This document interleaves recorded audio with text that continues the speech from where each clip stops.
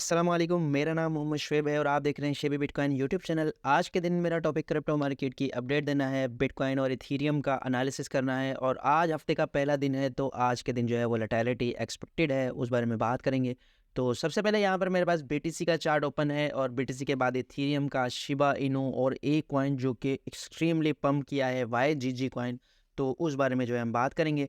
तो सबसे पहले बीटीसी की डेली के टाइम फ्रेम में बात करते हैं। यहाँ पर बीटीसी डेली के टाइम फ्रेम में हमें काफ़ी दिन से जो है इस एरिया में ट्रेड करता हुआ नज़र आ रहा है। और अगर इस पूरे रीजन को हम लें, यहाँ पर 31,000 से लेकर 29,000 का एरिया, तो ये कम से कम 40 से 50 दिन बन रहे हैं कि बीटीसी इसी एरिया में जो है ट्रेड कर रहा है और स्ट्रक है। यहाँ से जो है ना अप साइड पर जा रहा है ज़्यादा, ना डाउन साइड पर जा रहा है। तो करंटली बीटीसी की बात करते हैं, ये प्रीवियस मेरा चार्ट है पुराना, तो इसी को लेकर हम चलेंगे। यहाँ पर हमारे पास जो है इसने ब्रेक डाउन किया इस 50 मूविंग एवरेज को। येलो लाइन जो आपको नज़र आ रही है, ये 50 मूविंग एवरेज है। इसको डाउन साइड पर ब्रेक किया और अब 8 से 10 दिन हो गए ये इससे नीचे ट्रेड कर रहा है। तो अब इसमें जो है हमें वोलेटिलिटी जो नज़र आएगी वो आ सकती है जुमेरात के दिन या जुम्मे के दिन, क्योंकि सीपीआई का डेटा आने वाला है। तो सीपीआई के डेटा के अकॉर्डिंग ही हमारा इंटरेस्ट रेट डिसीजन लिया जाता है, तो इसकी वजह से मार्केट पर इम्पैक्ट हो सकता है। तो अगर यहाँ पर बात करें 100 मूविंग एवरेज की, तो इसको अभी इसने एक अच्छी तरह से रिटेस्ट नहीं किया है, बस एक डाउन साइड पर इसको हल्का सा इसके करीब आया है और उसके बाद दोबारा से एक लंबी सी वीक बनाकर अप साइड पर इसकी क्लोजिंग हुई और यहाँ पर इसका रिटेस्ट होना बाकी है। इससे नीचे हमारे पास लिक्विडिटी मौजूद है अच्छी खासी, ठीक है। और यहाँ पर 200 मूविंग एवरेज जो कि डेली की होती है, 200 मूविंग एवरेज बहुत स्ट्रांग होती है, तो इस जगह भी हमारे पास लिक्विडिटी मौजूद है। तो यहाँ पर अब सिनेरियोज़ क्या हो सकते हैं वो मैं आपसे डिस्कस करता हूँ यहाँ पर। तो सबसे पहले तो हमारे पास यहाँ ये वाला जो आपको एरिया नज़र आ रहा है 50 मूविंग एवरेज का, इससे अब अगर जाता है यहाँ पर और स्टेबल हो जाता है, इसको रिक्लेम कर लेता है, तो फिर हमारे पास जो है स्ट्रॉन्ग जो लिक्विडिटी जोन होगा वो इस एरिया से अबव होगा। ये जो हमें प्रीवियस एक अच्छा खासा पंप आया था और ये जो सारी की सारी हमारी विक्स बनी हुई थी, इन सबको ग्रैब किया था। तो अब अगेन अगर इस मूविंग एवरेज को अपसाइड पर रिक्लेम करता है तो फिर हमारा नेक्स्ट टारगेट ये बन सकता है। और अगर रिक्लेम नहीं करता तो फिर डाउन साइड पर हमारे पास 27,200 से 27,000 का एरिया जो है स्ट्रॉन्ग लिक्विडिटी जोन है और यहाँ पर हमारे पास अच्छी खासी लिक्विडिटी पड़ी हुई है, तो बीटीसी फिर डाउन साइड पर जा सकता है। अच्छा, इथीरियम की बात करते हैं। इथीरियम मैंने आपसे डिस्कस किया था, ये प्रीवियस मेरा चार्ट है, इसमें कुछ चेंज नहीं किया। मैंने ये कहा था कि ये वाला एरिया इसका स्ट्रॉन्ग रेजिस्टेंस एरिया है और उससे पहले ये ट्रेंड लाइन है, इस ट्रेंड लाइन को भी ये रेजिस्ट करेगा।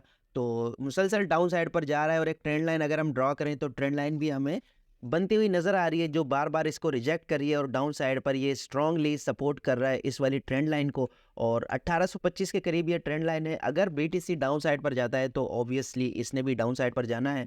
और यहाँ इसका जो एरिया है जो मुझे नज़र आ रहा है, यहाँ पर ये वाला जो इसका एक एरिया है, यहाँ पर ये वाला ये जो है रिटेस्ट हो सकता है 1780 के करीब। यहाँ पर 200 हमारे पास मूविंग एवरेज भी है, तो यहाँ से रीटेस्ट लेने के बाद फिर एक नया जोन हमें मिल सकता है। जैसे यहाँ पर अगर डाउन साइड पर ब्रेक डाउन होता है तो फिर यहाँ पर हमारे पास ये इस जगह आ सकता है और उसके बाद दोबारा से एक कंसोलिडेशन जोन हमें इस जगह मिल सकता है। तो टोटली ये सीपीआई डेटा से रिलेटेड अभी मार्केट मूव करेगी, तो उसका मेरे ख्याल में ट्रेडर्स इंतज़ार कर रहे हैं और वो जुमेरात ये जुम्मे के दिन आएगी। तो उस दिन जो है हमें ज़्यादा एक्सट्रीम वोलेटिलिटी जो है नज़र आ सकती है। फ़िलहाल मार्केट जो है हमारी इसी तरह इस जोन में ट्रेड कर सकती है। जैसे कि इथीरियम आपको बिल्कुल ही सेम मूवमेंट के साथ 5 से 6 दिन हो गए, इसको बिल्कुल ही एक जैसी मूवमेंट दिखा रहा है, थोड़ा सा वॉल्यूम आ रहा है और यहाँ पर अगर वॉल्यूम अगर हम चेक करें तो बिल्कुल ही डिक्रीज़ हो रहा है, यानी मार्केट में वॉल्यूम ना होने के बराबर है। तो तमाम जो ट्रेडर्स हैं, इन्वेस्टर्स हैं, वो बिटकॉइन ETF और इस तरह की जो भी चीज़ें रेगुलेटरी सिस्टम चल रहा है उस सब का वेट कर रहे हैं। अगर वो जो है हमारे पास किसी एक साइड पर होता है तो फिर इन्वेस्टर पैसा मज़ीद इंटर करेगा या फिर जो पैसा ऑलरेडी इन है मार्केट में उसे भी आउट कर सकता है। अच्छा, यहाँ पर बात करते हैं शिबा इनू की। शिबा इनू ने कल के दिन अच्छा खासा पंप लगाया था, लेकिन लंबी सी वीक के बाद जो है ये डाउन साइड पर आ गया और मुझे किसी ने डीएम किया था कि यहाँ पर जो है शिप की शॉर्ट पोजीशन बनती है या नहीं बनती। तो यहाँ पर मैंने रिकमेंड किया था कि शिप की शॉर्ट पोजीशन बनती है, क्योंकि यहाँ पर वीकली टाइम फ्रेम में आपको 50 मूविंग एवरेज रेजिस्ट करती हुई नज़र आ रही है, जबकि यहाँ डेली टाइम फ्रेम अगर आप ओपन करेंगे तो यहाँ पर 200 मूविंग एवरेज आपको रेजिस्ट करते हुए नज़र आएगी। तो यहाँ से रिजेक्ट हुआ शिप और तकरीबन 6 से 7% इसने डिप लिया डाउन साइड पर। और यहाँ पर जब शिप था तो मैंने आपको रिकमेंड किया था बाय करने का और मैंने भी इसे बाय किया है। तो मैंने लॉन्ग टर्म के लिए बाय किया, तो मैं इसमें भी प्रॉफिट टेकिंग नहीं कर रहा हूँ, हालांकि मैं ऑलरेडी 75% प्रॉफिट में हूँ। अगर ये वाली ट्रेंड लाइन अपसाइड साइड पर ब्रेक होती है, ये वीकली टाइम फ्रेम है, तो इसके ब्रेक होने के बाद जो है अच्छा खासा शिप में हम अपसाइड की मूवमेंट देख सकते हैं और अच्छा खासा फिर हमें इसमें प्रॉफिट हो सकता है। अच्छा, YGG कॉइन की मैं बात कर रहा था, काफ़ी ज़्यादा इसने पंप लिया और तकरीबन 250% का इसने पंप लिया। उसके बाद जो है एक्सट्रीम जो है लोग बार-बार फोमो का शिकार हो रहे हैं और कुछ लोग तो सेल कर रहे हैं इसको। तो यहाँ पर यूबी कैपिटल एक वॉलेट है, उसने डिपॉज़िट किए हैं 1 मिलियन टोकन, जो कि 6,13,000 के बनते हैं बाइनांस पर। और उसके अलावा करंटली उसने होल्ड कर रखे हैं 11 मिलियन, जिनकी वर्थ बनती है $7 मिलियन। तो अच्छा खासा इसमें सेल प्रेशर आ सकता है। यहाँ पर ये मैंने वीकली टाइम फ्रेम में ओपन किया है, तो पिछले वीक इसमें 250% का पंप आया है, ये बहुत ज़्यादा पंप है।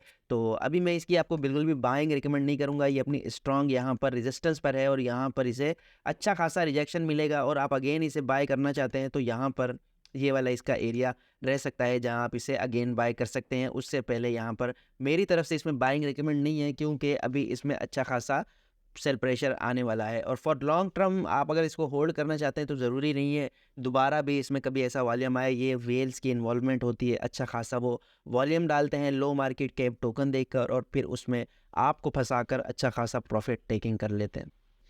अच्छा, यहाँ पर एक रूट नाम का एनालिस्ट है, उसने एक चार्ट शेयर किया है, ये चार्ट मैं आपसे डिस्कस करना चाहता हूँ। यहाँ पर इसने जो है बुल मार्केट का और बेयर मार्केट का और बॉटम का सारा जो है कैलकुलेशन की है। अगर यहाँ पर मैं आपको बताऊँ तो यहाँ पर सबसे पहले ये एरो आपको नज़र आ रहा है 1 ईयर का बेयर मार्केट का, यहाँ से लेकर यहाँ तक इसका जो है बेयर मार्केट का जो फेज़ होता है, उसके बाद बिटकॉइन बॉटम लगाता है। यहाँ पर बिटकॉइन का पहला बॉटम था, फिर दूसरा बॉटम और फिर तीसरा बॉटम।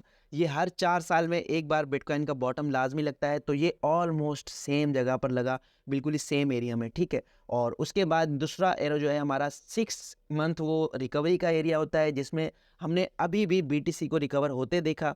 और उसके अलावा जो है आगे जाकर 2 ईयर्स का जो है बिटकॉइन का रिकवरी फेज़ होता है, जिसमें हॉल्विंग भी आती है और हॉल्विंग भी ऑलमोस्ट सेम एरियाज़ में आती है। यहाँ पर जो है अब हाल्विंग आने वाली है हमारे पास। और उसके बाद जो है 2025 में जाकर बिटकॉइन की बुल मार्केट स्टार्ट हो सकती है और उसके बाद जो है आगे जाकर बिटकॉइन अपना ऑल टाइम हाई लगा सकता है और वो ऑल टाइम हाई $1,00,000 से लेकर $1 मिलियन के बीच में हो सकता है, जो कि ऑलमोस्ट $5,00,000 भी हो सकता है। तो ये अच्छा खासा इंफॉर्मेटिव चार्ट है, आप इसे खुद भी जो है एनालाइज करें और इसको समझें, ये आपके लिए भी काफ़ी ज़्यादा इंफॉर्मेटिव रह सकता है। अच्छा, इस हफ्ते के अगर इवेंट्स की बात करें तो जुमेरात के दिन आने वाला है CPI इन्फ्लेशन डेटा और जॉबलेस क्लेम, और साथ में फ्राइडे को आने वाला है प्रोड्यूस प्राइस इंडेक्स इन्फ्लेशन और कंज्यूमर सेंटीमेंट। तो ये भी मार्केट के लिए काफ़ी ज़्यादा वोलेटाइल रह सकते हैं। तो इस हफ्ते के एंड में जाकर हमें मार्केट में कुछ ना कुछ वोलेटिलिटी जो है वो देखी जा सकती है। और यहाँ पर अगर बात करें बिटकॉइन ETF की, तो first deadline, second deadline, third deadline और फाइनल डेडलाइन इसी महीने के एंड तक होने वाली है। तो इस महीने के एंड में अगर बिटकॉइन ETF रिजेक्ट होते हैं और ऐसा कुछ भी मतलब वो डिले कर देते हैं, तो उसमें भी मार्केट हमें थोड़ी सी पैनिक नज़र आ सकती है। और अगर उसमें कुछ ऐसा सरप्राइज़ हमें मिलता है कि वो एक्सेप्ट कर ले SEC बिटकॉइन ETF और ऐसी कोई भी गुड न्यूज़ मिले, तो वो हमारे लिए बिटकॉइन के लिए बहुत ज़्यादा ग्रीन रह सकती है।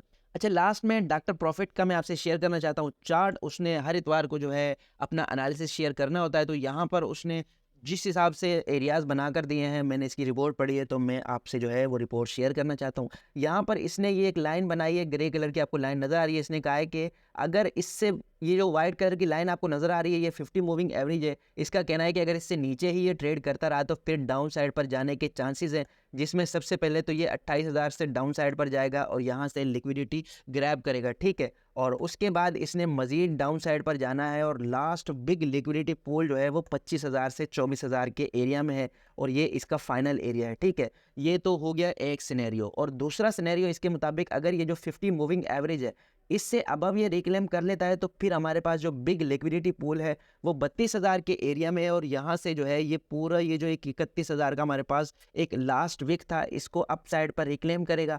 और बहुत ज़्यादा जो शॉर्टर्स हैं, शॉर्ट पोजीशन जिनकी ओपन्स हैं हाई लेवरेज के साथ और स्टॉप लॉसेस हैं, वो सारे के सारे ग्रैब करने के बाद मार्केट जो है सडन क्रैश करेगी 24,000 के एरिया तक, ठीक है। तो ये डॉक्टर प्रॉफिट का एनालिसिस था और ये थी मेरी आज की वीडियो। उम्मीद है कि आज की वीडियो भी आपके लिए इन्फॉर्मेटिव रही होगी। मिलते हैं अपनी नेक्स्ट वीडियो में। अल्लाह हाफिज़।